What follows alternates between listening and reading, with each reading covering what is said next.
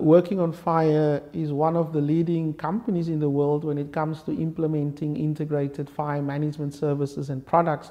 So what we've said over the last 13 years is that fire suppression is not the only thing when it comes to fire management.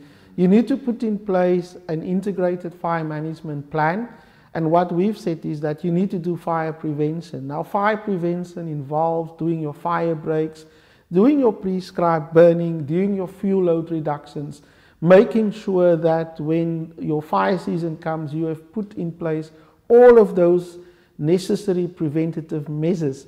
We've also gone a step further and said you need to do extensive community fire awareness campaigns. It's no point you've got a fire suppression team, you've done preventative measures, but you have not informed and educated your communities. So in South Africa, we implement an extensive community fire awareness campaign across South Africa.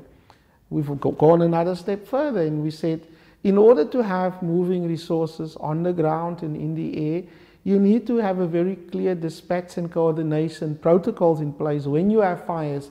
So we've put that in place.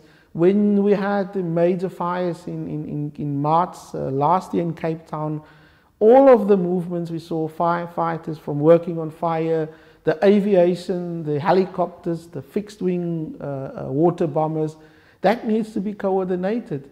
So that's what we've said that, we've got.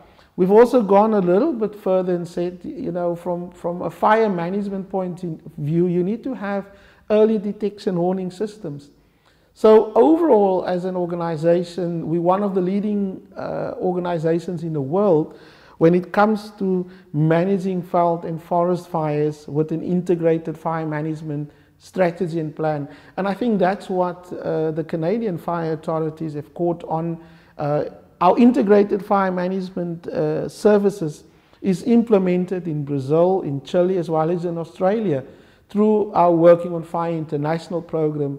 So I think that is, that is the important point that I think often get lost in all of this euphoria, is that we are a major player on a global platform when it comes to integrated fire management services. Of the 301 firefighters in management, probably only 20 or slightly more than 20 has actually ever left the country before, been on an aeroplane or left the province before. So I think for them it's a massive opportunity.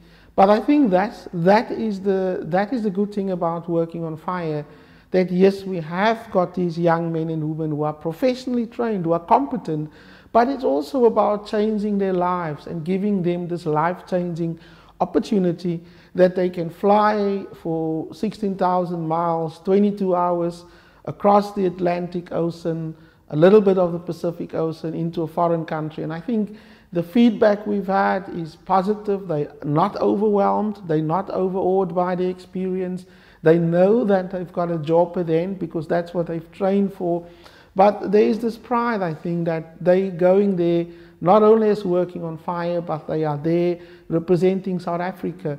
And I think that is something that they're taking to heart. I'm not sure, if I don't think our country has quite had this experience before. We had this group of people in one go, young people, and remember they are from all over South Africa, every single corner of this beautiful country of us.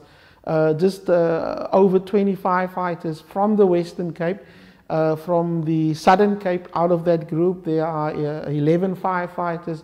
The rest are made up of firefighters here from the Cape Peninsula. So a significant moment for them, I think, but also for their families and for their communities. And hopefully one day, when they return, we will be able to tell the story in much more detail about how their lives have been changed.